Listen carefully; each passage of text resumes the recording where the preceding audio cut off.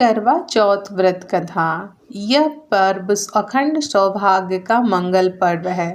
सुहागिन महिलाएं इस दिन अपने सुहाग की दीर्घायु के लिए व्रत रखती हैं और शाम को पूजा करती हैं।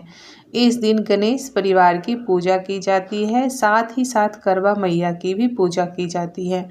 पूजा करने के साथ कथा सुनने का भी विधान है। जो भी महिलाएं करवा चौथ का व्रत रख रही हैं वह करवा चौथ की संपूर्ण कथा विस्तार पूर्वक अवश्य सुने, साथ ही करवा मैया की आरती भी सुने, तभी व्रत का संपूर्ण फल प्राप्त होता है। इस वीडियो में मैं आपको करवा चौथ व्रत कथा विस्तार पूर्वक सुनाऊंगी और साथ में आरती भी गाकर दिखाऊंगी। दोस्तों, आप वीडियो पूरा देखना। करवा मैया की जय। ओम श्री गणेशाय नमः। आइए करवा चौथ की कहानी सुनते हैं। बहुत समय की बात है, एक साहूकार के 7 बेटे और उनकी एक पुत्री थी। सभी सातों भाई अपनी बहन से बहुत प्यार करते थे, यहाँ तक कि वो पहले उसे खाना खिलाते और बाद में स्वयं खाते थे। एक बार उनकी बहन ससुराल से मायके आई हुई थी। शाम को भाई जब व्यापार से वापस घर आया तो देखा कि उसकी बहन बहुत व्याकुल थी। सभी भाई खाना खाने बैठे और उसकी बहन को भी बोला कि बहन खाना खा लो, लेकिन बहन ने बताया कि आज उसका करवा चौथ का निर्जला व्रत है। वह खाना सिर्फ चंद्रमा को देखकर उसे अर्घ देकर ही खा सकती है। चूँकि चंद्रमा अभी तक नहीं निकला है, इसीलिए वह भूख प्यास से व्याकुल हो उठी है। सबसे छोटे भाई को अपनी बहन की हालत देखी नहीं जाती है और वह दूर पीपल के पेड़ पर एक दिया जलाकर चलने के ओट में रख देता है। दूर से देखने पर वह ऐसा प्रतीत होता है जैसे चतुर्थी का चांद उदित हो रहा हो।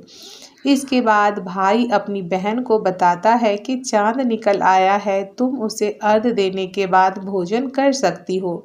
बहन खुशी के मारे सीढ़ियों पर चढ़कर चांद को देखती है और उसे अर्घ देकर खाना खाने बैठ जाती है। वह पहला टुकड़ा मुंह में डालती है तो उसे छींक आ जाती है। दूसरा टुकड़ा डालते ही उसमें से बाल निकल आते हैं और जैसे ही वह तीसरा टुकड़ा मुंह में डालने की कोशिश करती है तो उसके पति की मृत्यु का समाचार उसे मिलता है। वह बौखला जाती है, रोने लग जाती है। उसकी भाभी उसे सच्चाई से अवगत कराती है। उसकी भाभी उसे कहती है कि उसके साथ ऐसा क्यों हुआ है, क्योंकि करवा चौथ का व्रत गलत तरीके से टूटा है। गलत तरीके से व्रत टूटने के कारण देवता उससे नाराज हो गए हैं और उन्होंने ऐसा किया है। सच्चाई जानने के बाद करवा निश्चित करती है कि वह अपने पति का अंतिम संस्कार नहीं होने देगी और अपने सतीत्व से उन्हें पुनर्जीवन दिलाकर ही रहेगी। वह पूरे साल तक अपने पति के सबके पास बैठी रहती है, उसकी देखभाल करती है। उसके ऊपर उगने वाली सुई नुमा घास को वह एकत्रित करती रहती है। 1 साल बाद फिर करवा चौथ का दिन आता है। उसकी सभी भाभियां करवा चौथ का व्रत रखती हैं। जब भाभियां उससे आशीर्वाद लेने आती है तो वह प्रत्येक भाभी से यम सुई ले लो, पिया सुई दे दो, मुझे भी अपनी जैसी सुहागिन बना दो, ऐसा आग्रह करती है। लेकिन हर बार भाभी उसे अगली भाभी से आग्रह करने को कहकर चली जाती है। इस प्रकार जब छठे नंबर की भाभी आती है तो करवा उससे भी यही बात दोहराती है। यह भाभी उसे बताती है कि चूंकि सबसे छोटे भाई की वजह से उसका व्रत टूटा था, अतः उसकी पत्नी में ही शक्ति है कि वह तुम्हारे पति को दोबारा जीवित कर सकती है। इसीलिए वह जब यहाँ आए तो उसे पकड़ लेना और जब तक वह तुम्हारे पति को जिंदा ना करते उसे नहीं छोड़ना, ऐसा कहकर वह चली जाती है। सबसे अंत में छोटी भाभी आती है। करवा उनसे भी सुहागिन बनाने का आग्रह करती है, लेकिन वह टाल मटोल करने लग जाती है। इसे देखकर करवा उन्हें जोर से पकड़ लेती है और अपने सुहाग को जिंदा करने के लिए कहती है। भाभी उसे छुड़ाने के लिए नोचती है, खसोटती है, लेकिन करवा उसे नहीं छोड़ती है। अंत में उसकी तपस्या को देखकर भाभी पसीज जाती है और अपनी छोटी उंगली को चीरकर उसके पति के मुंह में अमृत डाल देती है। करवा के पति तुरंत श्री गणेश कहता हुआ उठकर बैठ जाता है। इस प्रकार प्रभु कृपा से उसकी छोटी भाभी के माध्यम से करवा को अपना सुहाग वापस मिल जाता है तथा उसका पति जीवित हो जाता है। हे श्री गणेश, माँ गौरी, जिस प्रकार करवा को चीर सुहाग का वरदान मिला है वैसा ही आप सबों को सुहाग बनाए रखना, सब पर अपनी कृपा दृष्टि बनाए रखना। बोलिए करवा मैया की जय, करवा माता की जय। अन्य कथा के अनुसार करवा चौथ का व्रत क्यों किया जाता है? क्योंकि इस दिन करवा मैया को ही अमर सुहाग का वरदान मिला था। तो आइए दूसरी कथा को भी जान लेते हैं। देवी करवा अपने पति के साथ तुंगभद्रा नदी के पास रहती थी।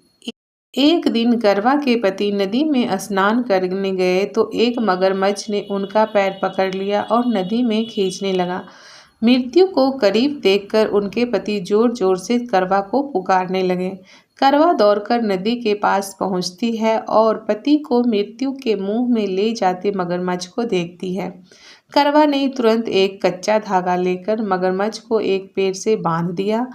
करवा के सतीत्व के कारण मगरमच्छ कच्चे धागे में ऐसा बंधा कि वह टस से मस नहीं हो पा रहा था। करवा के पति और मगरमच्छ दोनों के प्राण संकट में फंसे थे। करवा ने यमराज को पुकारा और अपने पति को जीवन दान देने और मगरमच्छ को मृत्यु दंड देने के लिए कहा, मगर यमराज ने ऐसा नहीं किया। उन्होंने कहा कि मैं ऐसा नहीं कर सकता क्योंकि अभी मगरमच्छ की आयु शेष है और तुम्हारे पति की आयु पूरी हो चुकी है। क्रोधित होकर करवा ने यमराज से कहा, अगर आपने ऐसा नहीं किया तो मैं आपको श्राप दे दूंगी। सती के श्राप से भयभीत होकर यमराज ने तुरंत मगरमच्छ को यमलोक भेज दिया और करवा के पति को जीवन दान दिया।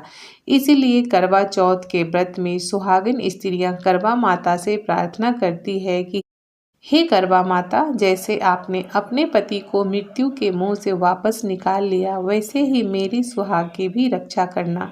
करवा माता की पूजा की जाती है और उनसे अमर सुहाग का वरदान मांगा जाता है। हे करवा माता, सभी को सुहाग बनाए रखना। करवा मैया की जय। आइए अब हम आरती सुनेंगे।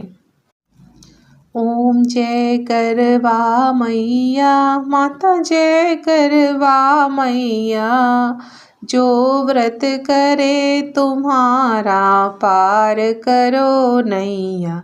ओम जय करवा मैया, सब जग की हो माता, तुम हो रुद्रानी, यस तुम्हारा गावत जग के सब प्राणी। ओम जय करवा मैया।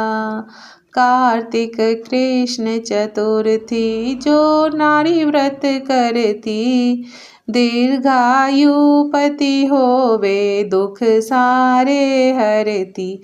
ओम जय करवा मैया। होए सुहागन नारी, सुख संपत्ति पावे, गणपति जी बड़े दयालु, विघ्न सभी नासे। ओम जय करवा मैया। करवा मैया की आरती व्रत कर जो गावे, व्रत हो जाता पूरन, सब विधि सुख पावे। ओम जय करवा मैया। ओम जय करवा मैया। ओम जय करवा मैया। ओम जय करवा मैया। होए सुहागिन नारी, सुख संपत्ति पावे। ओम जय करवा मैया। ओम जय करवा मैया। बोलिए करवा मैया की जय, गणपति महाराज की जय, शिव शंभू माता पार्वती की जय। जो भी महिलाएं करवा चौथ का व्रत रखें, माता करवा उनके अमर सुहाग को बनाए रखें। जय करवा मैया। यदि वीडियो पसंद आए तो वीडियो को लाइक ज़रूर करना।